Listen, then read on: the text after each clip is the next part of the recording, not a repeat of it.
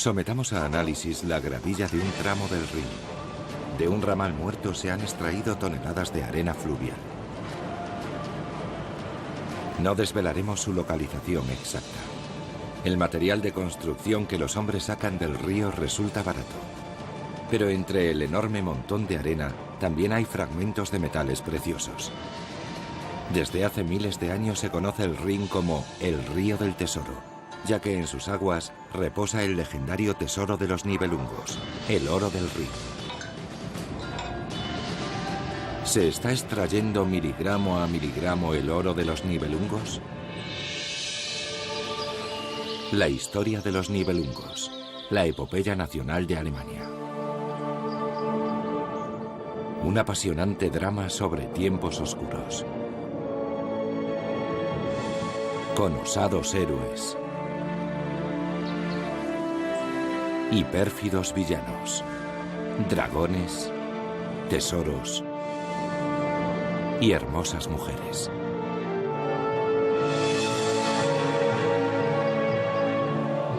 Una tragedia de amor y odio, fe y traición. Una leyenda sobre inmensas riquezas. ¿Qué hay de verdad en esos mitos? ¿Qué hechos y personas fueron reales? ¿Quiénes eran los Nibelungos? ¿Quién era Sigfrido? ¿Existió su famoso tesoro?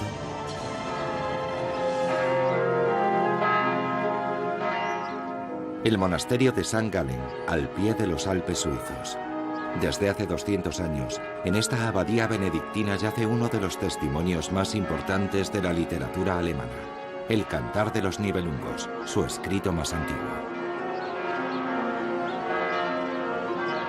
En la barroca biblioteca del monasterio nos encontramos con el lingüista Joachim Heinzle, que ejerce como profesor de alemán antiguo y de literatura, y es uno de los mejores conocedores de esta epopeya medieval. Este es el célebre manuscrito de los Nibelungos de St. Gallen. Su nombre oficial es el Códice 857 de St. Gallen. El manuscrito tiene un gran valor y es tan delicado que hay que ponerse guantes de terciopelo para tocarlo. La letra con la que empieza el texto resulta especialmente interesante. Se trata de una E mayúscula en colores azul y dorado que incluye un dibujo en su interior. Es una figura humana que se sostiene con la mano derecha en la línea transversal de la E, mientras alza la mano izquierda, mostrando el índice y el pulgar arqueados en forma de anillo. Es el gesto clásico del comienzo de una declamación. La figura es la de un poeta que recita su obra.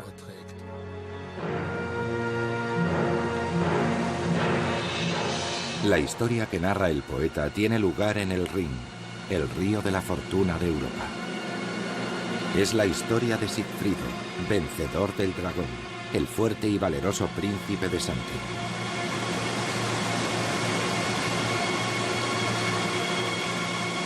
Cuenta la leyenda del tesoro de los Nibelungos, por el que Sigfrido perdió la vida. Habla de Hagen, su asesino, y de Crimilda, su viuda, sedienta de venganza. Es el cuento del oro maldito del dragón, que se hundió en el Rin sin dejar rastro. Tras la mítica figura del héroe Sigfrido, parece que se esconde la del héroe germano Arminio. En el año 9 de nuestra era, los queruscos vencieron a los romanos. Les tendieron una emboscada en el fragoso bosque de Teutoburgo, y allí los derrotaron. Según cuenta el historiador Tácito, los queruscos fueron venerados por los pueblos bárbaros a partir de entonces. No queda rastro del oro, las joyas, las valiosas armas y armaduras que llevaban consigo los más de 10.000 legionarios que murieron en la batalla. El maravilloso tesoro fue buscado sin éxito por los romanos que llegarían después.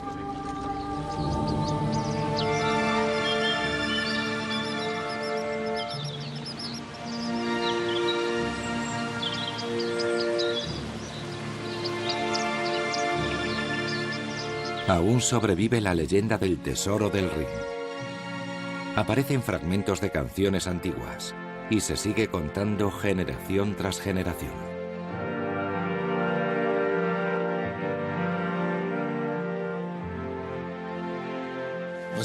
¿Qué es un tesoro? Un tesoro es un depósito de objetos de valor, esencialmente metal, plata, oro, moneda, joyas, anillos, pulseras, etc. El líder de una estirpe o de una región necesitaba un tesoro como este para que el pueblo le fuera fiel. El tesoro era la base de su dominio.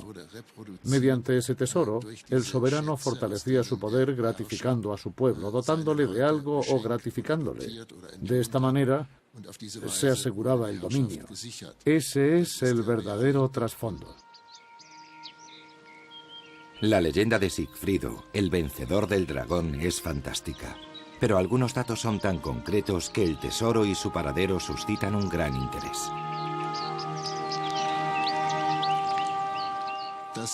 Las estrofas nórdicas del año 1000 ya contaban que el tesoro quedó hundido en el Rin y nos proporcionan una metáfora para el oro, la arena del río.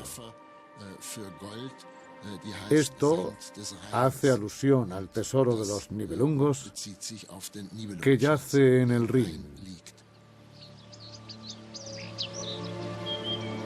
El Rin es muy largo, por lo que se forman meandros casi interminables que recorren paisajes cargados de historia.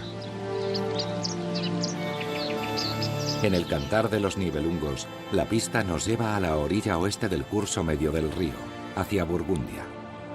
Todos los años en la antigua catedral se representa la historia de la pareja formada por Sigfrido y Crimilda. Burgundia es el principal escenario del Cantar de los Nibelungos. Es el lugar donde el receloso Hagen concibió su plan para matar a Sigfrido. Y allí, la viuda Crimilda juró venganza.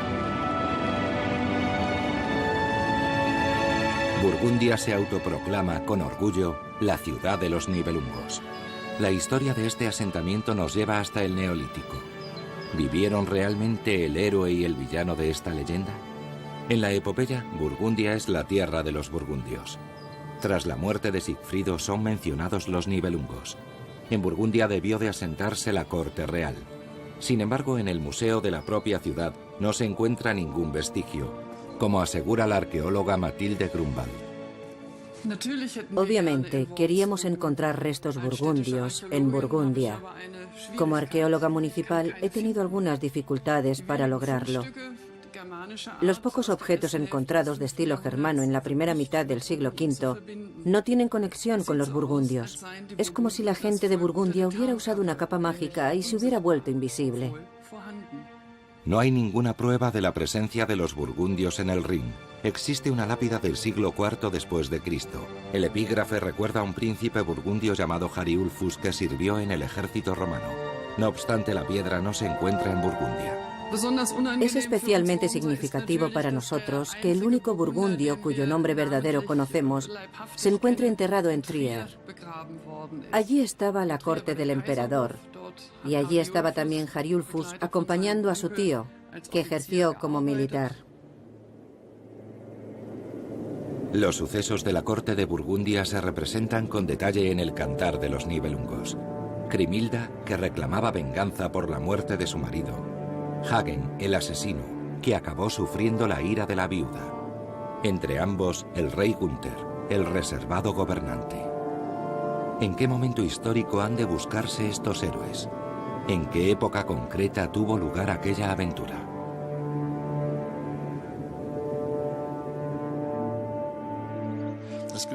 Todo está relacionado con la época en que se empezó a contar la historia en forma de leyenda. Se tomaron diferentes acontecimientos históricos y se unieron en un relato, y el resultado fue la construcción de una era mítica en la que todo está relacionado, todos los acontecimientos se aglutinan. Es el mundo antiguo, un mundo cerrado, la Heroic Age, como se diría en inglés, una era en la que tienen lugar los grandes acontecimientos sobre los que versa la leyenda. En esta era de héroes, los burgundios eran una gran potencia en el Rin. Su presencia es notable hasta la época del nacimiento de Cristo.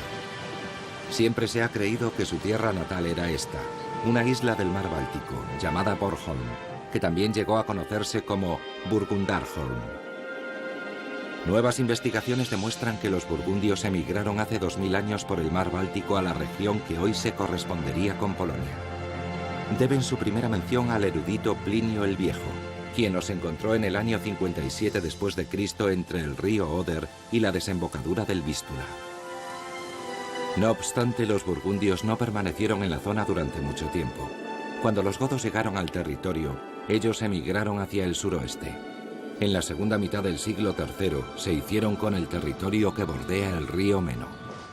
En la ciudad de Stein am Rhein nos encontramos con uno de los pocos expertos sobre este misterioso pueblo. Es Reinhold Kaiser, profesor de historia. Resulta complicado llegar a entender esta emigración hacia el oeste. Solo sabemos que de pronto en el siglo III se asentaron al norte de la ciudad de Mainz y también los encontramos en la zona francesa. Sobre lo sucedido entre esos periodos apenas podemos determinar nada, ni por la literatura ni por los hallazgos arqueológicos. En definitiva, es difícil ubicar a los burgundios por los testimonios arqueológicos.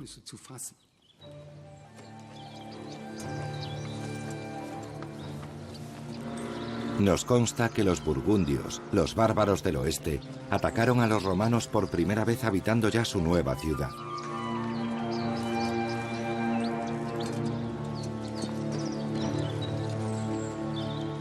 Estas tierras quedan fuera de la influencia romana, por donde fluye el Rin. Más allá comienza el imperio. Los romanos son mucho más civilizados que los burgundios.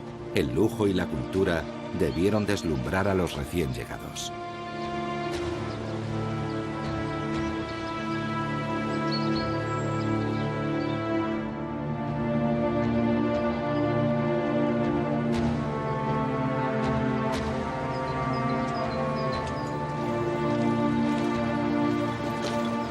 Pero a pesar de su poder, el Imperio Romano se desmoronó.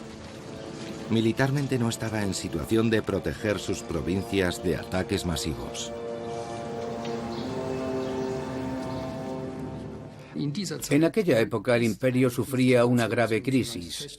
Era una guerra con dos frentes, los ríos Rin y Éufrates. En esta crisis los romanos eran el objetivo de los bárbaros, lo cual llevó a la expoliación de sus bienes. El primer combate tuvo lugar en alguna parte del sur de Alemania, en torno al río Lech. Allí los burgundios combatieron unidos a los vándalos. En la segunda expoliación de la que tenemos conocimiento, intervinieron uniéndose a los alamanes. La unión de estas tribus fue un factor importante.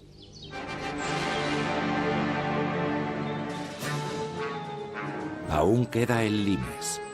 La frontera tiene más de 500 kilómetros. A lo largo de ellos se alzan murallas, zanjas, estacadas y torres de vigilancia. En los castillos, diseminados por el interior, los guardias romanos debían frenar a los saqueadores. Uno de los asentamientos de esas tropas era el castillo de Salzburg, en la cordillera de Taunus. Tras sus muros, una unidad de infantería de 500 hombres se entrena para el asalto y defensa contra los germanos. En esta vasija de plata se ve a un romano triunfante sobre un germano caído, aunque muchas veces ocurría lo contrario. Un castillo que destaca entre los demás, Salzburg, fue desocupado por los romanos en el año 260. Niederbiba, más al norte, quedó destruido tras el saqueo de los bárbaros. En la excavación, los arqueólogos se toparon con una cabeza de dragón forjada en cobre y bañada en oro. Es la cúspide del estandarte romano en la primera mitad del siglo III.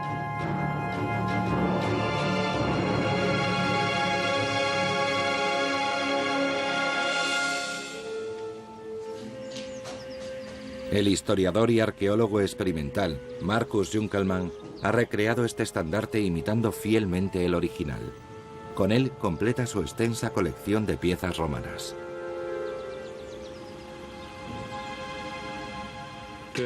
La cabeza del dragón fue hallada en el castillo de Niederweiber. Está cerca del Rin, zona en la que se han hallado restos de la batalla. El castillo también fue asolado por los germanos en la primera mitad del siglo III. Podemos imaginar la relación entre la derrota del ejército romano, la muerte de sus soldados y la del dragón, y la huida por el río con el estandarte del dragón que hemos podido desenterrar aquí. ¿Podrían compararse las tropas romanas que malograron su conquista en Limes hace generaciones con un dragón? Existen ciertas analogías, las cuales reconocemos también gracias a otras culturas. Los tesoros sustraídos a los romanos fueron inmensos. Las riquezas, igual que el tesoro de los Nibelungos robado a un dragón, se convirtieron en leyenda.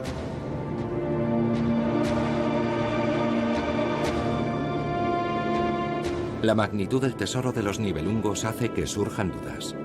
144 carros llenos de oro, plata y piedras preciosas, como los que el heredero de Crimilda condujo hacia el castillo de los burgundios. Un tesoro gracias al cual la viuda de Sigfrido pudo encauzar sus deseos de venganza. Hagen vio la amenaza y hundió el tesoro en el Rin.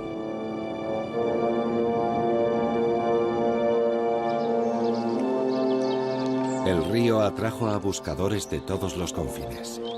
Y efectivamente se halló el metal precioso hace mucho más de 2000 años. Después, los primeros en buscar en la arena del río fueron los celtas, luego los romanos y por último los germanos. La ganancia no fue grande. En la leyenda del oro de los Nibelungos, la búsqueda del tesoro siempre fue tentadora. Hoy en día se encuentran aún aventureros como Werner Stock que buscan su fortuna en el río. Estamos en las cercanías de Idstein, en la región de Markgraf, al sur del Alto Rin, una zona histórica de lavado de oro. Ya buscaron oro aquí los romanos y antes que ellos, los celtas. El lavado de oro ya se practicaba aquí formalmente hace un siglo. Para los buscadores resultaba relevante la procedencia del oro que lavaban. Para algunos era la semilla del sol de los pueblos antiguos, mientras que para otros era, por supuesto, el legendario oro del Rin del tesoro de los Nibelungos. Y como eran muchos los que creían en la leyenda del tesoro de los Nibelungos, eso significa que el oro oculto en el Rin, hundido en el río, era efectivamente el tesoro de los Nibelungos. La búsqueda manual del oro es un trabajo muy minucioso. La arena del río debe lavarse en un cubo y dejarla varias horas en agua fría, y así solo alguna vez se encontrará algo valioso. No es una tarea fácil sacar el oro del río. Eso ya debían saberlo los nazis. Coronaron a Sigfrido como héroe y se dedicaron a buscar su tesoro. Esperaban hacerse con el metal precioso, el legendario oro del Rin. El gobierno de Hitler empleó costosas técnicas de búsqueda para rescatar el tesoro del río.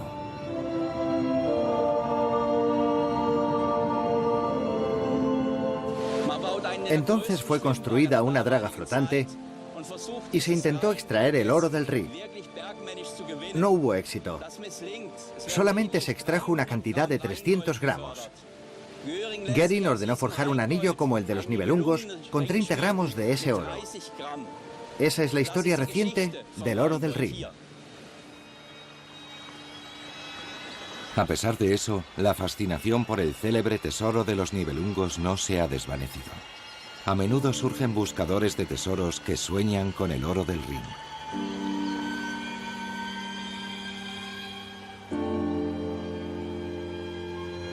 Tal vez haya que analizar cuidadosamente las pistas que oculta el cantar de los Nibelungos.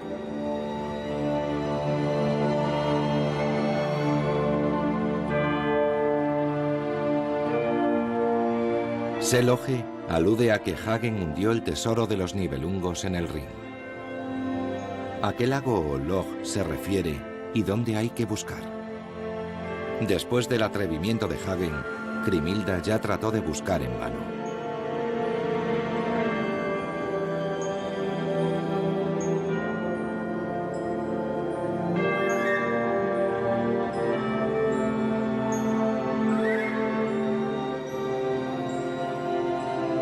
Debemos tener en cuenta que el Rin, tal y como hoy lo conocemos, no es el mismo río de la época de los burgundios. El río ha cambiado, como nos enseña el restaurador de monumentos Clemens Kieser en el Archivo Nacional de Baden-Württemberg.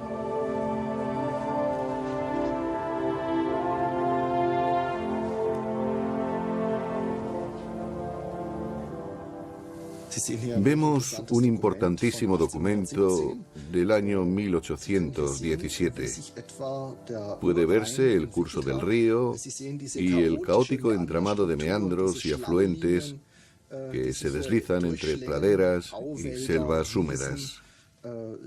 Hay que contar con que el Rin no tiene un inmenso caudal y que el agua enseguida se adapta a cualquier cambio en el entorno.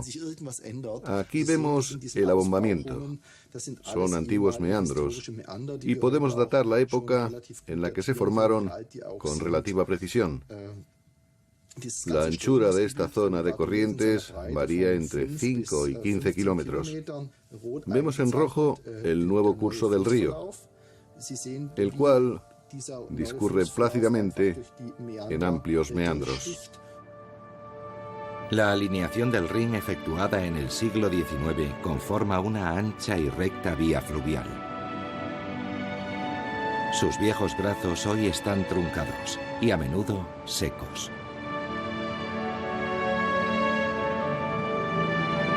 Por eso ahora, según afirma el restaurador Clemens Kieser, vale la pena seguir con la búsqueda del tesoro.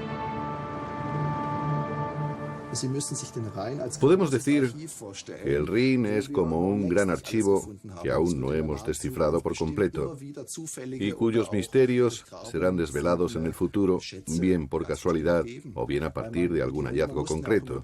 Los romanos estuvieron asentados a lo largo del Rin y debieron perder objetos de diferente tipo que quizás se hundieran o que dejaron tras de sí huyendo de alguna escaramuza. Eso pasaba una y otra vez en estas llanuras. Es una zona muy interesante desde el punto de vista arqueológico, porque siempre se ha pensado que quizá los germanos ya se llevaron todo lo que ocultaba el Rin, pero no creo que fuera así.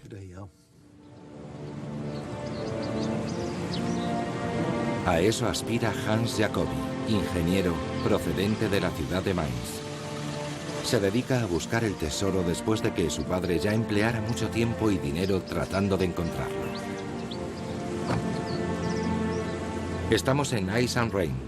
Hans Jacobi no es el único que se pregunta por aquel lugar llamado Seeloge, en el Cantar de los Nibelungos. Aquí el Rin tiene una parte muy profunda que exige una navegación prudente, pues aún así a veces surgen escollos.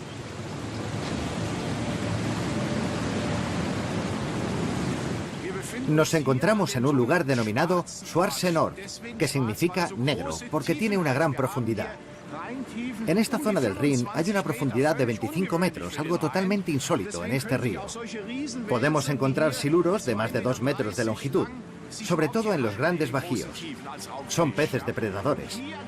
Por encima de Schwarze Nord se encuentra la zona de Lochheim, y en esa zona podría estar nuestro tesoro. Hans Jacobi tiene una teoría peculiar sobre el paradero del tesoro, sustentada en un laborioso sistema de perforación. Nos encontramos en las cercanías del Rin, situados exactamente en el punto donde creemos que Hagen debió hundir el tesoro.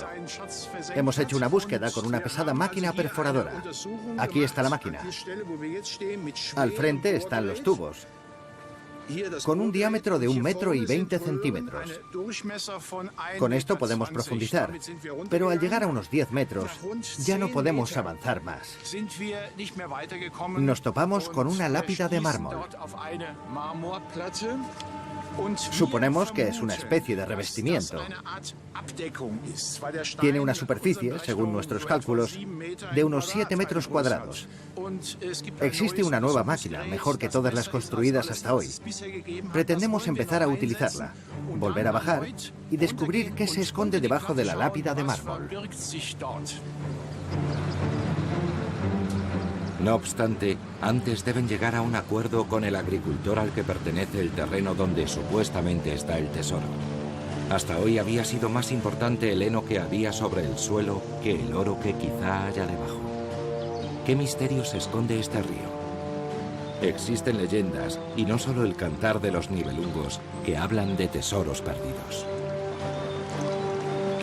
Después de todo, el Rin fue durante siglos la frontera entre Roma y Germania.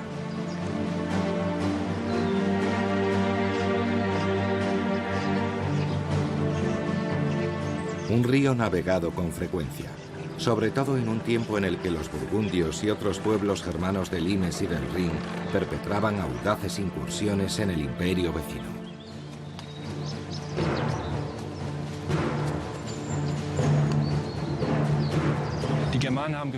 Los germanos se percataron de que la frontera ya no estaba bien defendida y de que, una vez atravesada, podían avanzar hacia la Galia, capturar un botín y tornar con una abundante carga. Una experiencia extraordinaria a la cual se sumarían muchas tribus. Los romanos mismos debieron retirarse del Alto Rin y establecer una nueva línea de defensa. Así se iniciarían las futuras luchas. La expoliación de los germanos nos lleva en el siglo III hasta el interior mismo del Imperio Romano. Para avanzar más rápido, se sirvieron de la desarrollada red de calzadas romanas. Así pudieron avanzar cientos de kilómetros sembrando el terror. Meses más tarde, volverían con un considerable cargamento. El imperio carecía de las fuerzas suficientes para realizar una defensa efectiva de sus fronteras y se concentró en las proximidades del Rin. De igual modo que los bárbaros irrumpieron en territorio romano, su camino de regreso tuvo que ser por el río. Y allí les esperaban los romanos para recuperar el botín.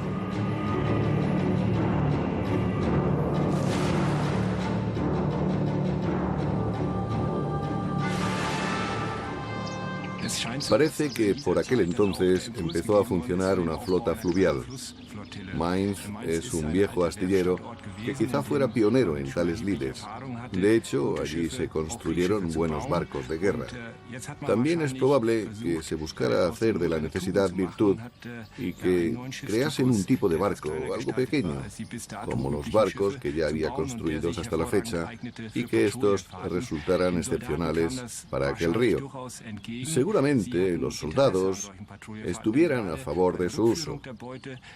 Les interesaba patrullar, y con la restitución del botín surgía la oportunidad de ganar la parte de los germanos. Quizá efectuaran verdaderas patrullas por el Rin.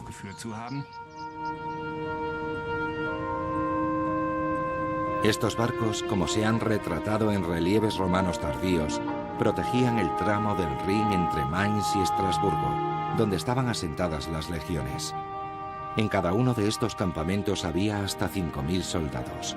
Desde aquí, los patrulleros iniciaron la búsqueda de los germanos.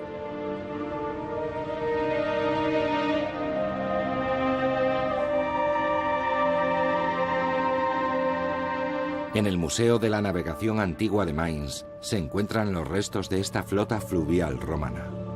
En la excavación se ha descubierto el pecio de una antigua galera. Gracias a estos hallazgos, los arqueólogos han podido extraer conclusiones sobre la forma de combatir de los barcos romanos que operaban en el Rin. Finalmente ha sido posible construir una copia fiel al original de uno de esos barcos. El historiador Heinrich Koning ha reconstruido junto con sus estudiantes uno de estos barcos patrulleros.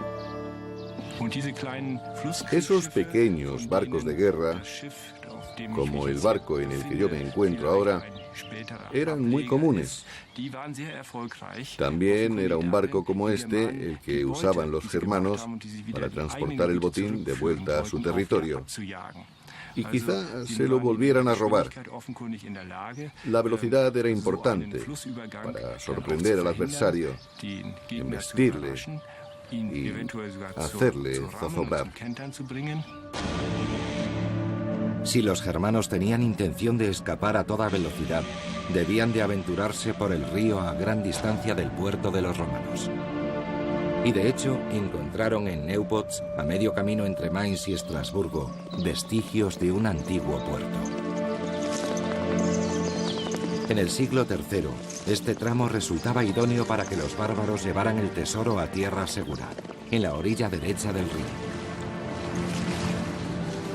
Burgundios, alamanes y otras tribus germanas encontraron aquí su último y tal vez más difícil obstáculo en su incursión.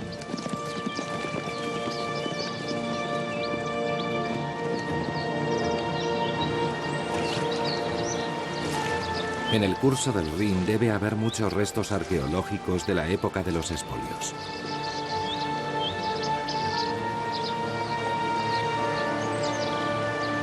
En esta curva, al oeste del brazo del Rin que pasa por Nieuwpoort, la draga flotante de los hermanos Kuhn halló algo sensacional.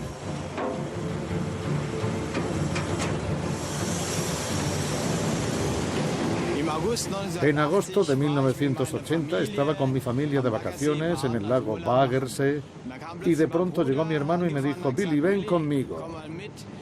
Había llamado a Fred, el conductor de la draga, y dijo que había encontrado un caldero gigante. Acudimos a ver el hallazgo. Donde se vertía la grava había un gran recipiente, un caldero con 28 vasijas dentro. Ese fue el comienzo de nuestra búsqueda de grandes tesoros en el lago Baggersee de Nieuwpoort.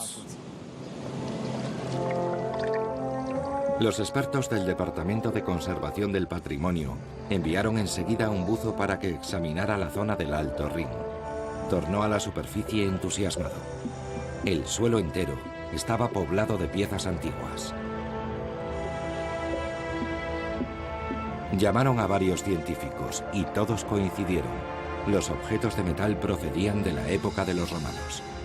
Se enviaron más buzos para sacar todas las piezas del río. Poco después se constató que era uno de los mayores tesoros hallados en Europa. Hasta ahora se han rescatado más de 1000 objetos. El tesoro fue expuesto en la ciudad de Espira.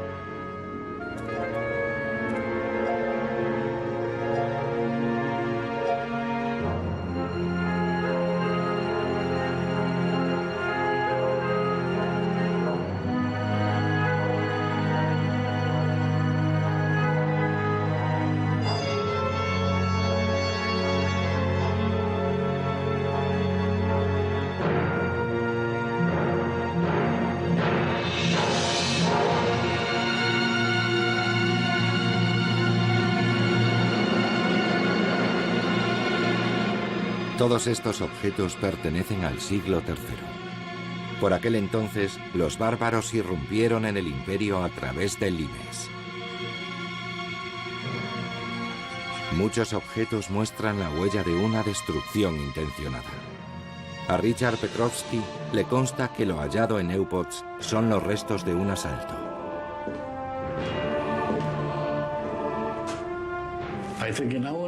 Al hacer un examen exhaustivo de los objetos, hemos observado un detalle interesante.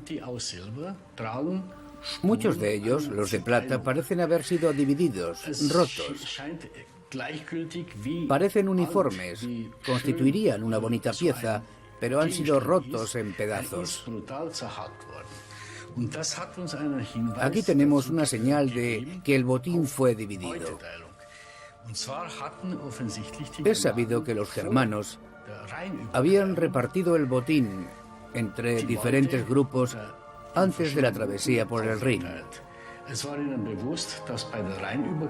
Ellos sabían que la flota romana les esperaba y probablemente se dividieron en pequeños grupos para cruzar el Rin por diferentes sitios. Los germanos eran conscientes del peligro que se cernía sobre ellos, así que partieron el botín antes de dividirse en pequeños grupos.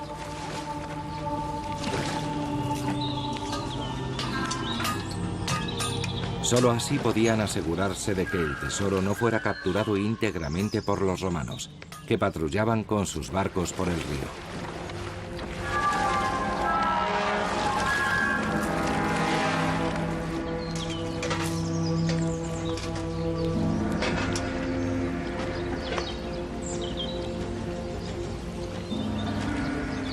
Los germanos sabían que con sus barcos primitivos, construidos apresuradamente, no tenían ninguna posibilidad contra los romanos. Para algunos de los saqueadores, el Rin fue su tumba. Sí, este cráneo lo desenterré yo mismo a principios de los 60. Cuando la máquina salió del agua, tenía incluso la proa fracturada. Al mirarla descubrí casualmente el cráneo. La verdad es que al principio me asusté. Era una tarde de otoño y ya oscurecía. Finalmente decidí llevarme el cráneo y conservarlo. Después siempre he presumido del hallazgo. El tesoro de Neupots tenía manchas de sangre. Muchos romanos perdieron la vida mientras trataban de defender sus posesiones. Y numerosos alamanes y burgundios acabaron hundidos bajo las aguas del Rin, junto con el tesoro. No es de extrañar que en la leyenda germana, el cantar de los Nibelungos, una maldición pese sobre el tesoro. Después del hundimiento del oro, Crimilda dejó la corte de Burgundia. Sabía que el rey Gunther protegía al asesino de su marido y que sin el tesoro no podría atraer a ningún guerrero para luchar contra Hagen. Llena de odio y amargura, le dio la espalda a Burgundia y se dirigió a Lors, donde vivía su madre.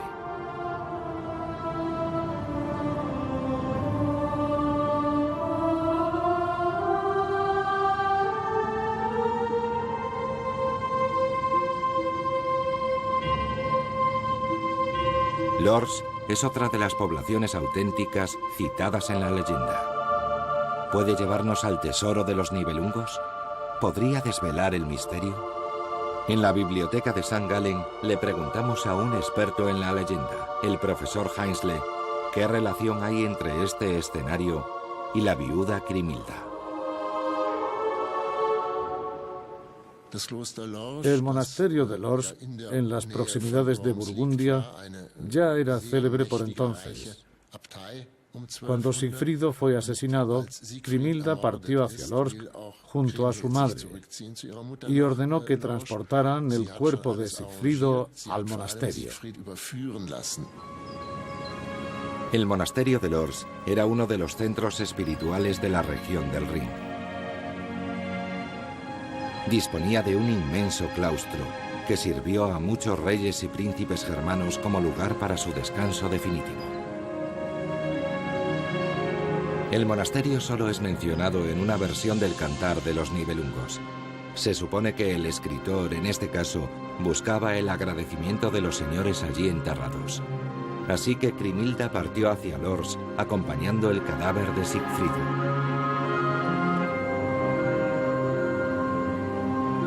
Según el Cantar de los Nibelungos, el sarcófago de piedra del héroe asesinado permanecería durante siglos en la abadía para que nunca fuera olvidado. En el monasterio de Lors, como dice la leyenda medieval, yace el audaz héroe en un gran sarcófago.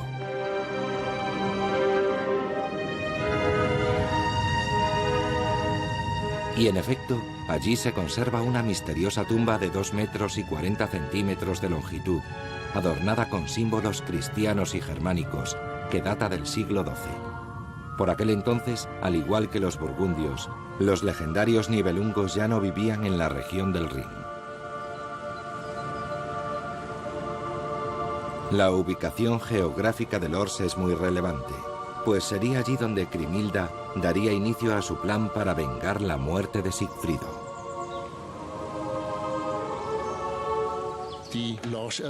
La historia de Lorsk fue cambiada en la primera y segunda parte del texto. La primera parte termina con la muerte de Sigfrido, pero se introdujo la noticia de que la esposa de Etzel, el rey de los hunos, había muerto. En la segunda parte, Crimilda recibe el anuncio de que Etzel está buscando una nueva esposa.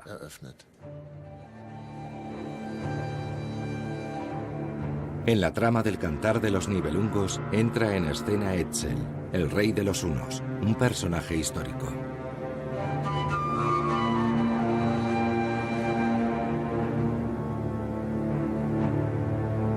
Etzel pide la mano de la hermosa viuda Crimilda.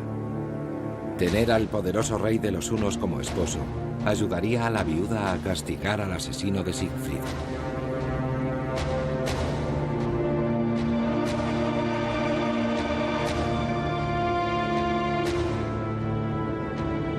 Partió a la corte de Etzel, llevada por el deseo de venganza.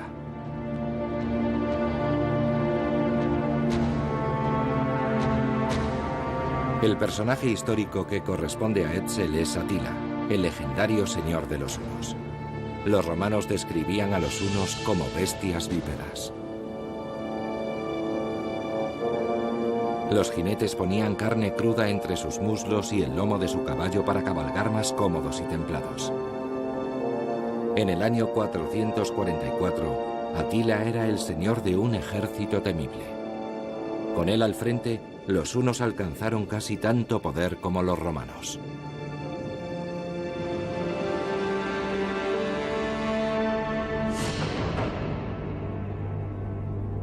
De todos los pueblos bárbaros que combatieron con los romanos, los hunos quizá fueran los más temidos por estos. Avanzaron desde Asia hacia Occidente y conquistaron un gran territorio. El reino de los hunos se extendía desde el río Ural hasta el Danubio. Para la debilitada Roma, los hunos eran una amenaza constante.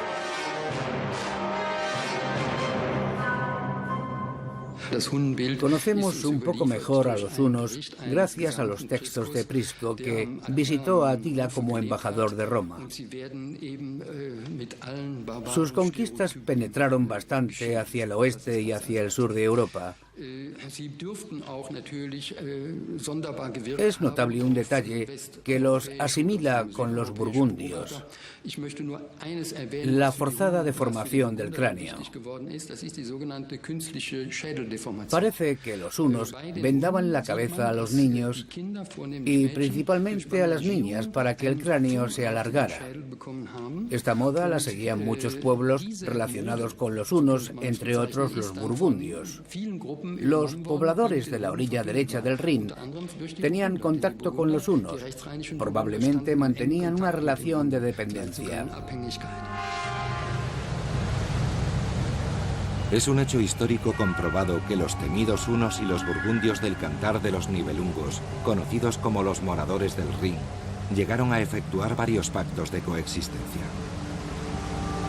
Una unión política como la de Etzel y la princesa Crimilda no habría resultado extraña, por tanto.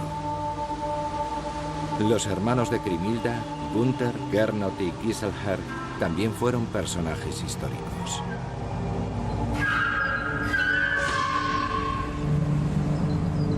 Aunque no se tenía conocimiento de la existencia de estos tres príncipes en Burgundia, sus nombres surgieron en un viejo código legal: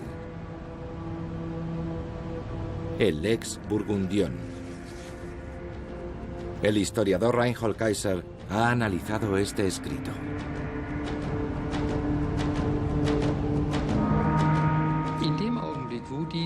Cuando este pueblo bárbaro forjó un imperio, su rey se ocupó de promulgar esta ley. El prólogo de la misma contenía un listado de reyes, es decir, la enumeración de los monarcas anteriores. De hecho, incluía los nombres de los antiguos soberanos, como los reyes burgundios del Cantar de los Nibelungos.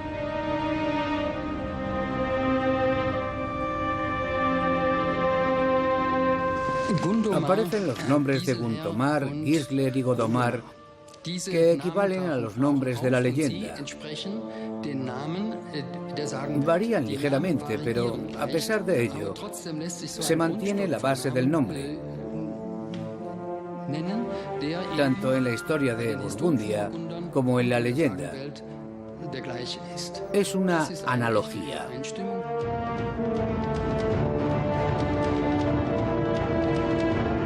Guntomar, Gisler y Godomar vivieron y reinaron al igual que el rey de los hunos, Etzel, a mediados del siglo V. Su reino estaba en Burgundia, a ambos lados del Rin. Desde la expoliación del siglo III, el Rin es conocido como el Río del Tesoro. ¿Recuerdan los burgundios el tesoro que fue robado a sus antepasados ya en el siglo V? ¿Determinó a aquello su política?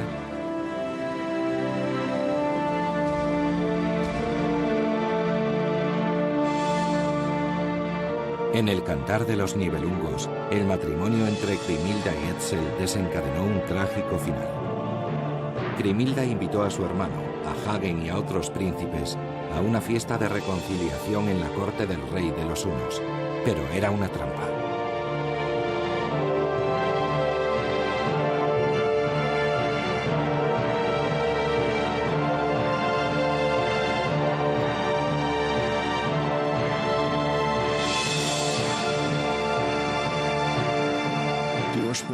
En la versión original, parece que el codicioso rey de los hunos invitó a su cuñado para robarle el oro.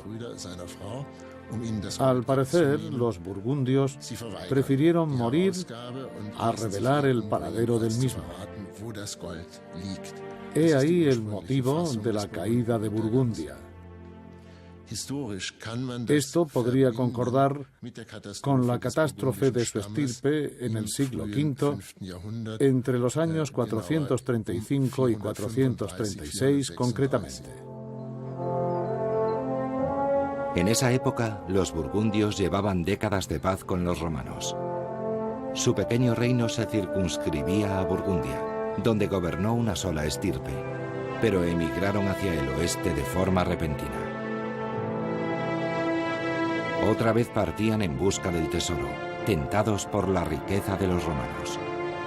En el año 435, los burgundios irrumpieron en Bélgica, provincia romana.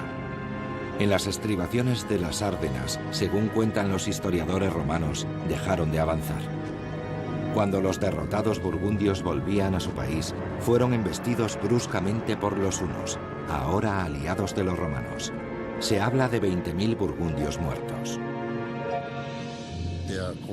Murió la mayor parte del pueblo burgundio, así como el rey Gundarius, Gunther. Los hunos atacaron en apoyo de los romanos. Según los historiadores, los hunos traicionaron a los burgundios para aniquilarlos. Esta es la causa de la caída de los burgundios. Como dice claramente la leyenda, fue una trama militar y política. Tras la aniquilación estaban la codicia y otros sentimientos primarios, pero podría decirse que fue fundamentalmente la codicia por el oro. En el Cantar de los Nibelungos, la desaparición de los burgundios es definitiva. La estirpe fue erradicada a manos de los hunos en una batalla caótica, en la que luchaban todos contra todos.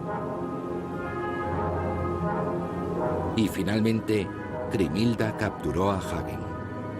Además del tesoro, el asesino de Sigfrido también era objeto de codicia. Grimhilda le cortó la cabeza y después se quitó la vida.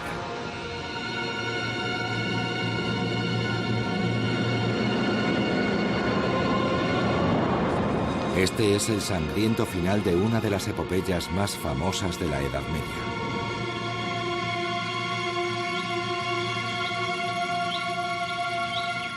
Pero los burgundios verdaderos no se extinguieron. Después de ser derrotados en las Ardenas por los hunos, pudieron restablecer la estirpe.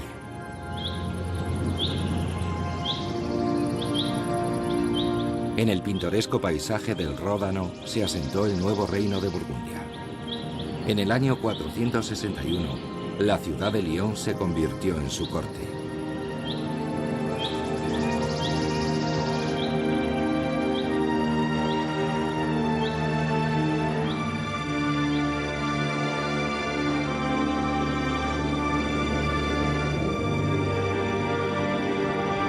Después de su migración forzosa desde el Rin hacia el lago Le Mans, los burgundios dejaron de hablar su lengua. Les perseguía una historia triste tras perder el tesoro y ser vencidos en una sangrienta batalla. Un cronista romano los llamaba intrusos y afirmaba que su olor a cebolla y ajo, la mantequilla rancia con la que se untaban el pelo y su cantar de gesta perturbaban la paz y el silencio nocturnos. Debemos comprender que los burgundios fueran considerados como un pueblo emigrante. De hecho, era incluso una estirpe venida a menos, pues hablaban de un tesoro perdido que se había llevado consigo el poder del reino. Aunque en este caso fue al contrario. Cuando sucumbió el reino, el tesoro de alguna manera se perdió, como en la leyenda.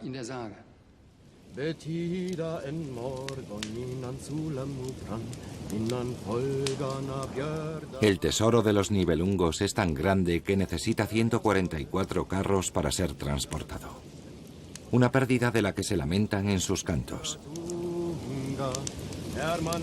Nunca sabremos si el tesoro estuvo algún día realmente en manos de los burgundios.